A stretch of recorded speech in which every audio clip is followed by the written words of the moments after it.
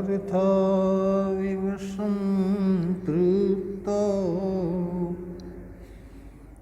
वागर्थ प्रतिपत्तये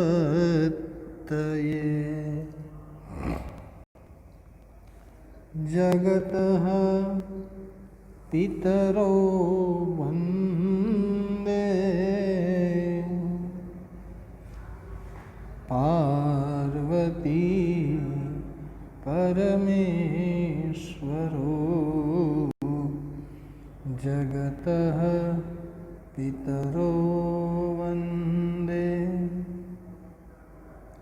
पार्वती परमेश्वरो।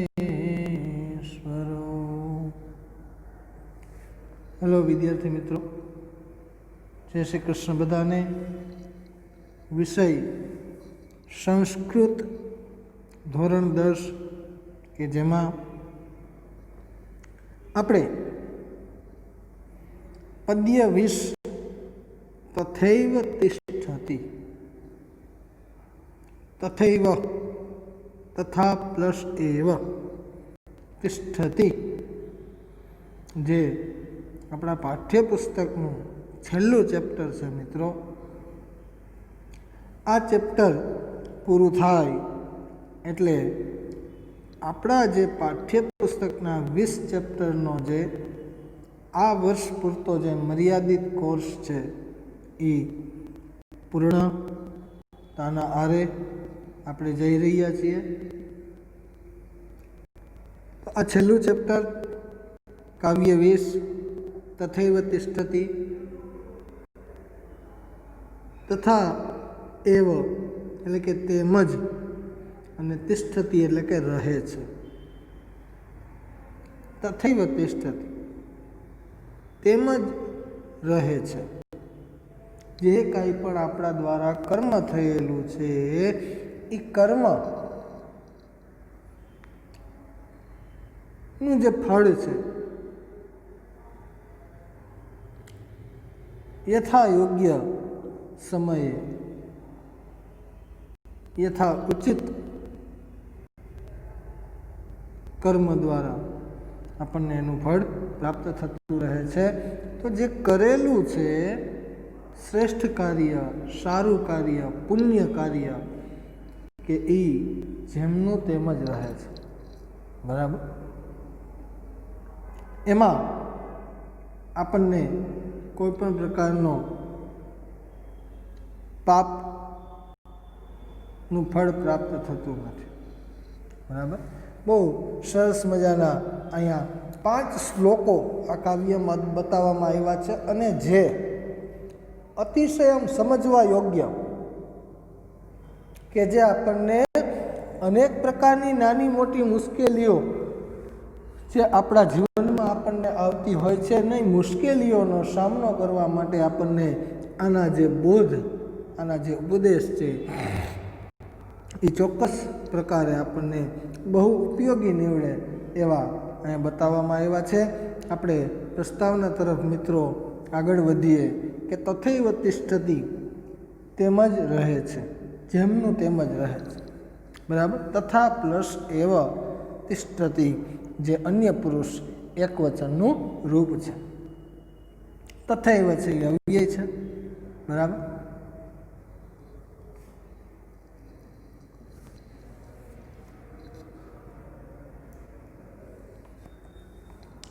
એમાં લખ્યું છે પહેલા પેરેગ્રાફમાં કે જેમ પ્રત્યેક ફળનો પોતાનો આગવો રસ હોય છે, તેમ સંસ્કૃતના પ્રત્યેક કવિએ રચેલા દરેક પદ્યમાં પોતાનો આગવો રસ હોય છે। જેમ આપણે ઘણી બધી વખત ક્લાસમાં પણ ઉદાહરણ આપતા હોય કે ખાવાના 6 રસ છે અને સાહિત્યના 9 રસ બતાવવામાં આવ્યા છે, બરાબર। અલગ અલગ જેમ પિક્ચર છે તો એ પિક્ચર પણ ઘણા બધા આપણે જોઈએ છીએ, કોમેડી પિક્ચર હોય, બરાબર, હોરર પિક્ચર હોય, પછી લવવાળા પિક્ચર હોય, પ્રેમ કહાનીવાળા, બરાબર, ગમવાળા પિક્ચર હોય, વીર રસવાળા પિક્ચર હોય. તો એમ સાહિત્યના જે નવરસ છે એ રસ આવા કવિઓ દ્વારા આપણને પ્રાપ્ત થયેલા છે.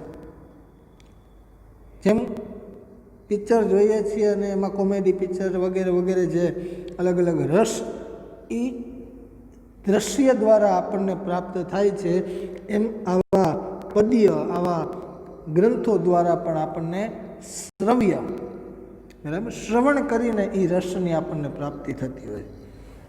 એટલે અહીંયા ઉદાહરણ સ્વરૂપે મૂક્યું કે જેમ પ્રત્યેક ફળનો પોતાનો આગવો રસ હોય છે. કેરીનો જે સ્વાદ છે, એનો જે રસ છે એ પાછો જામફળમાં નહીં મળે. જામફળનો છે એ પાછો તરબૂચમાં નહીં મળે. તરબૂચનો છે એ પાછો સીતાફળમાં નહીં મળે. બરાબર. તો બધા જ ફળના કાંઈક ને કાંઈક અલગ અલગ રસ છે, અને જેના કારણે આપણને ઘણા એવા ફળ છે કે જે વધારે આપણને સ્વાદપ્રિય લાગતા હોય. એમ સંસ્કૃતના પણ એવા કવિઓ છે કે જેને દરેક પદ્યમાં પોતાનો આગવો રસ હોય છે, છતાં આપણી વ્યક્તિગત રુચિને કારણે અમુક ફળને આપણે વધારે પસંદ કરીએ છીએ. બરાબર. ઘણા બધાને જામફળ ન ભાવતા હોય, ઘણા બધાને કેરી ન ભાવતી હોય, ઘણા બધાને સફરજન કે અનાનસ કે XYZ કોઈ પણ, બધાને બધું ભાવે એ ફરજિયાત નથી. નવમામાં જેમ આપણે ઓલો એક પાઠ ભણ્યા હતા, સુદુર્લભા સર્વ મનોરમા વાણી, બરાબર, તમે બધા ભણેલા જ છો. એમાં પણ આપણે રસની વાત આવી હતી, વિષયની વાત આવી હતી. કોકને ગણિત ગમે તો કોકને ચિત્ર ગમે, બરાબર. તો અમુક ફળને આપણે વધારે પસંદ કરીએ છીએ.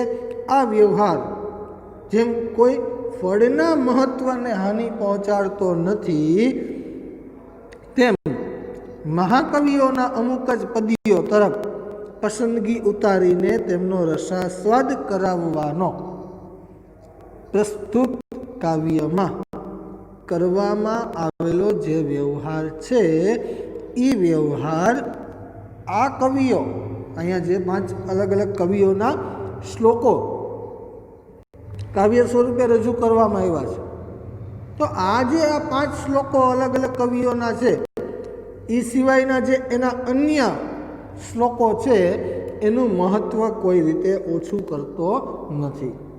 અહીંયા મર્યાદાના કારણે અલગ અલગ કવિઓના અલગ અલગ શ્લોકોનું આખું એક કાવ્ય બનાવ્યું છે, પણ એના જે બીજા શ્લોકો છે એ પણ શ્રેષ્ઠ જ છે. બરાબર.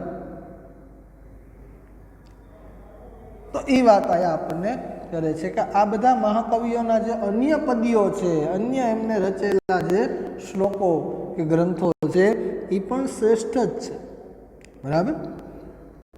એટલે એના દ્વારા આપણને અહીં એક ઉદાહરણ આપીને આગળ કહે છે કે આ પૃષ્ઠભૂમિને ધ્યાનમાં રાખીને અહીં જુદા જુદા કાળખંડમાં થઈ ગયેલા, કાળખંડમાં એટલે કે અલગ અલગ કાળમાં એટલે કે સમયમાં, અને ખંડમાં એટલે કે જગ્યાએ થઈ ગયેલા અને નાટક, મહાકાવ્ય, કથા, આખ્યાયિકા જેવા વિવિધ સાહિત્ય પ્રકારની કાવ્ય રચના કરીને સાહિત્ય જગતમાં અમર થઈ ગયેલા 6 મહાકવિઓની એક એક રચના પસંદ કરીને અહીં આપણી સમક્ષ 6 શ્લોકો રજૂ કરવામાં આવેલા છે. બરાબર. અલગ અલગ કવિઓના અહીં શ્લોકો લીધેલા છે. ઘણા બધા શ્લોકો એમના અન્ય પણ શ્રેષ્ઠ છે, પણ અહીં કાવ્યની મર્યાદાને કારણે એના શ્લોકો અહીં લેવામાં આવેલા છે અને એના દ્વારા આ કાવ્ય અહીં પ્રસ્તુત કરવામાં આવેલું છે. બરાબર. તો આ બધા કવિઓ એવા છે કે જે સાહિત્ય જગતમાં અમર થઈ ગયેલા છે, બરાબર. અને એના શ્લોકોને અહીં આપણી સમક્ષ રજૂ કરવાની વાત બતાવેલી છે. હવે પેરેગ્રાફ 3માં આ જે 6 શ્લોકો કાવ્યમાં આપેલા છે એ શ્લોકોનું સંક્ષિપ્ત વર્ણન, વિષય વસ્તુ પ્રવેશ આપણને અહીંયા બતાવવામાં આવ્યો છે, જેમાં આપણે ક્રમશઃ જોઈએ કે 6 શ્લોકમાં કઈ કઈ વિષય વસ્તુની વાત આપણને બતાવેલી છે.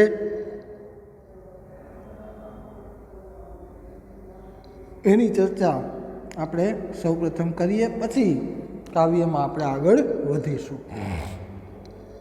મિત્રો, પહેલો શ્લોક છે કે જે મહાકવિ ભાસ.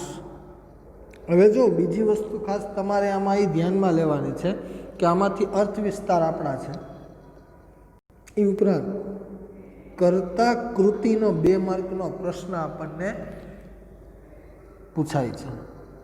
તો એમાં ખાસ સમજજો અને ખાસ સાંભળજો અને ખાસ પાકો પણ કરી લેજો. કર્તા કૃતિનો પ્રશ્ન 2 માર્કમાં પૂછાય છે જોડકા સ્વરૂપે. એમાં અહીંયા જે કવિનું નામ છે અને કયા ગ્રંથમાંથી અને કયો શ્લોક, આ 3 વસ્તુ યાદ રાખવાની થશે મિત્રો. આમાં ઘણા બધામાં ગ્રંથનું નામ આપ્યું છે કવિ સાથે, અને 2-3 શ્લોક એવા છે કે જેમાં ગ્રંથનું નામ નથી આપ્યું, પણ જેમાં ગ્રંથનું નામ આપ્યું છે, કયો શ્લોક છે અને કયા કર્તા છે, 3 વસ્તુ તમારે યાદ રાખવાની છે, બરાબર. જેમ કે પેલું છે કે મહાકવિ ભાસ, બરાબર. એની એકાંકી રચના કઈ? તો કે કર્ણભાર, બરાબર. હવે એ પેલો શ્લોક કયો છે? તો કે શિક્ષા ક્ષયમ ગચ્છતિ. કે તમારે કઈ 3 વસ્તુ યાદ રાખવાની થઈ? તો કે મહાકવિ ભાસ, કર્ણભાર અને શિક્ષા ક્ષયમ ગચ્છતિ. હવે કર્ણભાર અને શિક્ષા ક્ષયમ છે એ ઓપ્શનમાં કોઈ પણ હોય, મહાકવિ ભાસ સામે કર્તામાં હોય, બરાબર. તો એના દ્વારા કયો શ્લોક અથવા કયો ગ્રંથ બમાં આપ્યું હોય, બરાબર, સામે, તો તમારે શોધીને લખવાનું. સમજાઈ ગયું? તો મહાકવિ ભાસ કે જેમનું એકાંકી નાટક છે કર્ણભાર, એ કર્ણભારમાંથી પહેલો શ્લોક છે એ લેવામાં આવેલો છે, અને જે આપણો અર્થ વિસ્તાર પણ છે મિત્રો. અને એ શ્લોકમાં દાન અને હોમનો મહિમા દર્શાવવામાં આવ્યો છે, બરાબર. દાનનો મહિમા, બરાબર. કર્ણભાર જોવો, એ ગ્રંથમાં કર્ણની વાત કરી છે. કર્ણને કેવો માનવામાં આવ્યો હતો? તો કે મહાદાની, બરાબર. દાને શું? કર્ણ. દાન આપવામાં કર્ણની સમાન બન, તો કર્ણને મહાદાની કહેવામાં આવ્યો છે. એટલે દાન અને હોમનો મહિમા દર્શાવવામાં આવ્યો છે. હોમ એટલે તો કે યજ્ઞમાં આહુતિ આપવી, એટલે એ હોમ થયો. આપણા ઈષ્ટ જે દેવો છે, દેવીઓ છે, એમનો યજ્ઞ કરવો અને એમને જમાડવા, એટલે એ હોમ થયો, બરાબર. આપણે યજ્ઞમાં જે આહુતિ આપીએ છીએ, બરાબર, તો એ દેવી દેવતાઓને જમાડવાની વાત છે. સમજજો ખાસ. ખાલી બ્રાહ્મણો છે એ સ્વાહા સ્વાહા બોલે અને તમે જવતલ છે એ યજ્ઞકુંડમાં પધરાવો, એટલું જ નથી.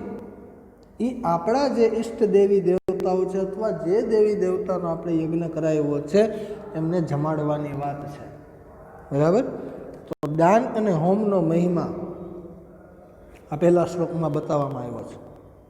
બીજો શ્લોક મહાકવિ કાલિદાસ કે જેમનો ગ્રંથ છે માલવિકાગ્નિમિત્રમ, બરાબર, ખાસ યાદ રાખજો, કાલિદાસ માલવિકાગ્નિમિત્રમ, અને શ્લોક છે પુરાણ મિત્યેવન સાધુ સર્વમ. સરસ મજાની વાત કરી છે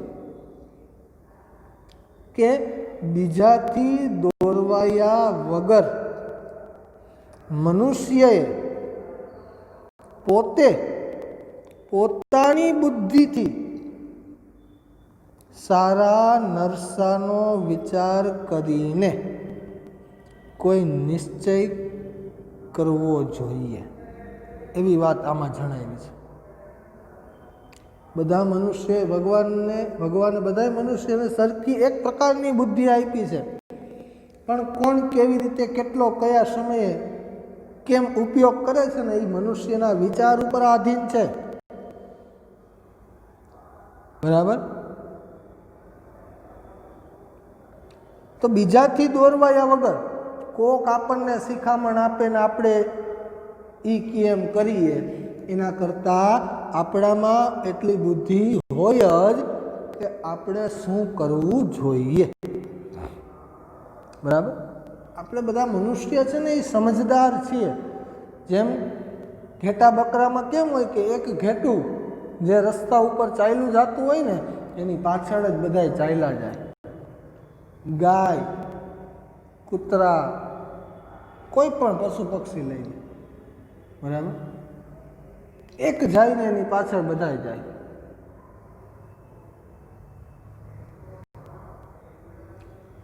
મનુષ્ય બધાથી અલગ છે. ભગવાને અલગ પ્રકારની રચના મનુષ્યની કરેલી છે. બરાબર. ગાડરિયો પ્રવાહ એ કહેવત છે ને, બરાબર, કે ગાડરિયો પ્રવાહ, એક વ્યક્તિ જેમ કરે એમ પાછળ બધાય કરે, તો એની બુદ્ધિ છે ને એને કર્યું છે. આપણે એના પ્રવાહમાં જવાની જરૂર નથી. એ શ્લોક ઉપદેશ અહીંયા બતાવવામાં આવ્યો છે કે બીજાથી દોરવાયા વગર મનુષ્ય પોતે જ પોતાની બુદ્ધિથી સારું શું છે અને ખરાબ શું છે એનો વિચાર કરીને કોઈ પણ નિશ્ચય, કોઈ પણ નિર્ણય લેવો જોઈએ. એ વાત આમાં બતાવી. ત્રીજો શ્લોક છે કે મહાકવિ ભવભૂતિ કે જેનો ગ્રંથ છે ઉત્તર રામચરિતમ, બરાબર, કે જે શ્લોક છે વજ્રાદપી કઠોરાણી મૃદુની કુસુમાદપી. અર્થ વિસ્તાર છે આપણો. ભવભૂતિના ઉત્તર રામચરિતમાંથી લીધેલા ત્રીજા શ્લોકમાં મહાપુરુષોના મનની જે રીતે લાક્ષણિકતા વર્ણવેલી છે એ આપણને દર્શાવે છે કે દરેક મહાપુરુષનું મન વજ્રથી પણ કઠોર અને પુષ્પથી પણ કોમળ હોય છે. કોઈ પણ મહાપુરુષ તમે લઈ લો, અથવા શ્રેષ્ઠ વિચાર ધરાવનાર વ્યક્તિ, શ્રેષ્ઠ કાર્ય કરનાર વ્યક્તિ, કોઈ પણ લઈ લો. એવું નથી કે સંતો મહંતો જ મહાપુરુષ કહેવાય. સારા વિચાર ધરાવનાર, સારા કાર્ય કરનાર ને કરાવનાર જે વ્યક્તિ હોય ને આપણી સાથે જોડાયેલા, તો એ પણ એક મહાપુરુષ સમાન કહી શકાય. આપણે મહાપુરુષ ભલે ન કહેવાય. મહાપુરુષો, સંતો, મહંતો કયા આધારે મહાપુરુષ કહેવાય છે? તો કે એની વિચારસરણી, એની રહેણી કહેણી, એના કાર્ય, આ બધાથી મહાપુરુષ કહેવાય. એનું જ્ઞાન, બરાબર. તો એક સજ્જન વ્યક્તિ છે, એક સારો વ્યક્તિ છે, એ પણ મહાપુરુષની કોટીમાં કહેવાય આપણે. કારણ કે એની પાસેથી આપણને અનેક પ્રકારનું જ્ઞાનની, અનેક પ્રકારના વ્યવહારિક બાબતની, અનેક પ્રકારની સમજણ પણ આપણને પ્રાપ્ત થતી હોય છે. તો આ ત્રીજા શ્લોકમાં મહાપુરુષનું મન કે જે વજ્રથી પણ કઠોર અને કોઈ સમયે પુષ્પથી પણ કોમળ જોવા મળતું હોય છે. તો એના વિશેની વાત બહુ સરસ મજાના શ્લોકમાં આ વાત કહેવામાં આવી છે. વિશેષ આપણે આ બધા શ્લોકોની સમજૂતી આગળ કાવ્ય ભણીએ ત્યારે કરશું. અત્યારે માત્ર આપણે પ્રાસ્તાવિક ચર્ચના જ મિત્રો કરીએ છીએ. એના પછીના શ્લોક નંબર 4, બરાબર. ચોથો શ્લોક ગદ્યકાર બાણભટ્ટની રચના તરીકે પ્રસિદ્ધિ પામેલું છે. હવે જુઓ, આમાં ગ્રંથનું નામ નથી આપ્યું, તો આમાં બાણભટ્ટ અને શ્લોક કયો છે એની જ માત્ર વાત કરવાની રહી, બરાબર. તો ગદ્યકાર બાણભટ્ટની રચના તરીકે પ્રસિદ્ધિ પામેલો છે કે જેમાં દુષ્ટ માણસના સ્વભાવની હકીકત વર્ણવેલી છે. દુષ્ટ માણસ, ખરાબ વિચાર, વાસના, કાર્ય વગેરેમાં રચ્યો બચ્યો રહેતો હોય ને એવા માણસનો સ્વભાવ, કે એવા માણસનો સ્વભાવ કેવો હોય છે એના વિશેની ચર્ચા આ શ્લોક નંબર 4માં બતાવવામાં આવેલી છે કે જે બાણભટ્ટની રચના છે અને જેમાં દુષ્ટ માણસના સ્વભાવનું વર્ણન આપણને બતાવવામાં આવ્યું છે. ત્યારબાદ શ્લોક નંબર 5, નાટ્યકાર શુદ્રક, બરાબર. શુદ્રકની ગ્રંથ છે મૃચ્છકટિકમ. સંધિ છૂટી પાડો તો મૃત શકટિકમ, બરાબર, અને સંધિ જોડી દો તો મૃતકટિકમ. એ ગ્રંથમાંથી લેવામાં આવ્યો અને એમાં દરિદ્ર માણસના દિલનું દયાનું દુઃખ,